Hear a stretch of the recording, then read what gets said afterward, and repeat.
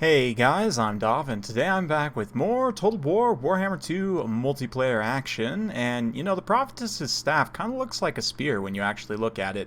I mean, I'd imagine if that tip there is pointy enough, she could definitely stab someone with it, but anyway, getting distracted, we're here with Bretonnia, user-submitted replay today from Ernest.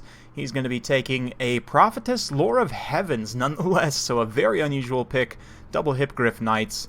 No healing, but Lore of Heavens. We've got foot squires out to the flanks, main line of men-at-arms here, a couple of polearms as well, plenty of peasant archers.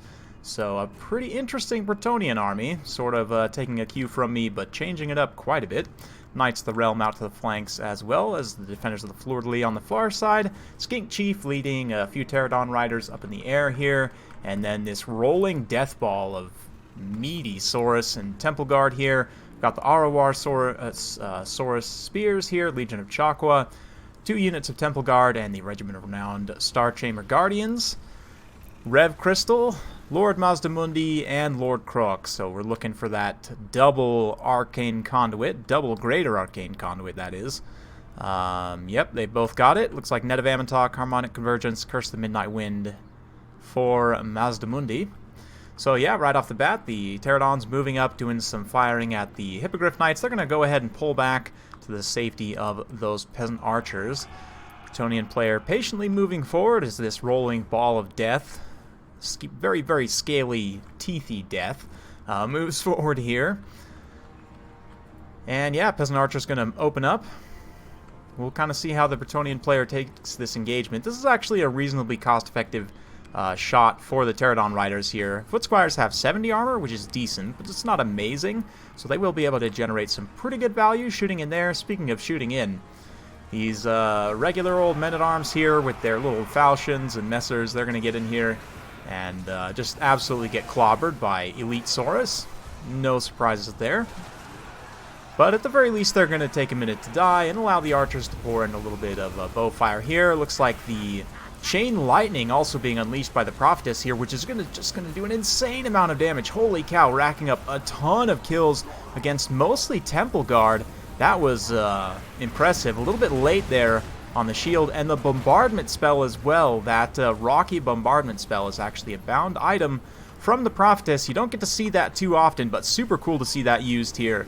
The Assault of Stone, I guess is what it's called there. A nice big bombardment. It's done a lot of damage to these Saurus. You can see all of these units of Temple Guard and Saurus, considering that they have just been fighting men-at-arms, they've taken a ton of damage so far from that assault of magic from that Prophetess. And considering how cheap she is on horseback like this, she's probably of what, 1,100, 1,200 points? Maybe even less than that. That's some serious cost efficiency there. And that is going to put the balance power slightly in Bretonia's favor. We'll see.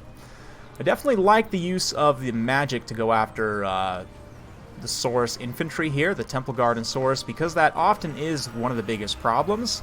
Oh, looks like we're going to have deliverance of some Itza here. Does some decent damage. Honestly, didn't connect that well. Was mostly, those men-at-arms had mostly pulled out, and the Foot Squires were mostly gone as well, but it looks like another Chain Lightning. Yep, another Chain Lightning right on top of those Temple Guard. It is going to roll through some of those peasants, but hey, you know, that's peasants' duty is to get Chain Lightning sometimes. Meanwhile, over here, these Hippogriff Knights have been netted and are getting cut to pieces by the Temple Guard and the Regiment of Renowned Spears here. Lord Croak, rather, unleashing his magic as well, and yeah, that is a pretty big loss. That's going to bring the balance power slightly back towards even, as it is a serious investment of resources there. Almost 2,000 points. They've dropped 2 unit models and no way to be healed, unfortunately. That being said, this other unit of Hippogriff Knights is still relatively healthy. It looks like those Pterodons might have tried to come down and get a handful of peasants, but taking some damage in return. This deliverance might actually be a little bit better. There are quite a few peasants blobbed in here. Let's have a look. Ooh, yeah, absolutely brutal. Definitely knocks out quite a few of those peasants. The Foot Squires are now going to follow up, though, and it looks like Curse the Midnight Wind, potentially, on the Bretonian side. Interesting. So, from Mazdamundi, that is going to be debuffing those Foot Squires slightly, but once that wears off, they will trade very well against these very tattered Temple Guard with their bonus versus infantry and AP. They would definitely lose in a one-on-one fight, but, I mean, in this kind of a situation where they've got a nice surround here, and these Temple Guard are tattered, both in terms of their health and their vigor, Yeah, it's not going to be a great situation. Super epic up close, though, as the peasants are slugging it out. We've got knights kind of cycle charging up and around the flanks here. Here come the Knights of the Realm as well for a nice rear charge. It's going to be tough. There's not really a great home for these knights anywhere, honestly. Even if rear charging here, they're still going to take losses to these Temple Guard, and it's just not going to be amazing. But at this point, balance of power is still only slightly in Bretonnia's favor, but the infantry situation is getting very, very low. And once the infantry is gone, that's pretty much going to be it. Peasant bows firing in at Lord Croak. That's going to be a very effective use of them. But, oh man, another beautiful chain lightning here. I mean, obviously going to inflict some friendly casualties, but at the same time, there's still a lot of those Temple Guard and Saurus left. Very timely. Shield of the Old Ones is going to give a little bit of damage resistance and leadership there to help mitigate some of that damage, but it looks like the chain lightning was mostly gone by then. Please, yes, clip the end of those peasants. Oh, just slightly. Anyway, Pterodons try and come down to interrupt those archers. They do manage to force a terror out because of the nearby Bastillodon there, but these 2 units of cav going to sweep up and around. We'll see. I mean, this Death Blob is still rolling, and the fact that this Rev Crystal can keep healing these Temple Guard, I mean, their leadership is so high that they're not going to rout, and as long as at least a couple unit models are still alive, the Rev Crystal technically can still heal them, so although this looks good for Bretonnia at the moment, this could actually turn into a little bit of a grind here, so we'll see. Bretonnians pouring in everything, maybe trying to take down this Rev Crystal, understanding that this is kind of the main sustaining power here, and it is enough to actually force a terror out with those Hippogriffs. A lot of these units finally routing those Temple Guard, and yeah, all the elite infantry here just getting terrified away. With the supporting units gone, that's finally going to allow the Knights to get in here and focus in on the big monsters like they needed to. And yeah, even with the net there, Mazdamundi's still not going to be in the best situation. He's getting shot by peasants. He's getting attacked by Hippogriffs from multiple angles. Mazdamundi is also, yeah, he is actually immune to psychology. I would think so, but you never know sometimes. Lord Croak, of course, being unbreakable. But yeah, once Croak goes down here, that is going to put a pretty significant dent on the balance of power, and it does look like a victory for Bretonnia, so a potentially very tough build for the Lizardmen. I mean, a very nasty anti-Bretonnia build. I could think of maybe some things you could do differently, but certainly that rolling Death Ball of Saurus would be potentially really tough to deal with, but Ernest showing us how to get it done here with magic and with a Prophetess Lore of Heavens nonetheless. How many times have you guys seen that? A matchup which is generally perceived as unfavorable, you know, taking a way off Metal Lord and making it work.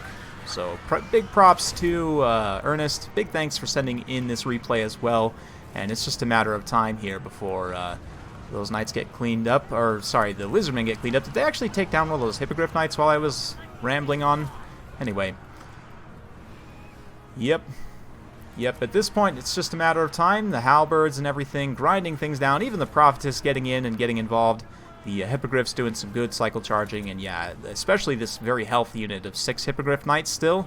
They will be enough to absolutely finish this. So, GG, well played to both. And yeah, super fun matchup. I really like the pick of the Lore of Heaven's Damsel, honestly. She's nice and cheap. It is a little bit risky to have the 2 Hippogriff Knights with no healing, just because that's such a serious investment.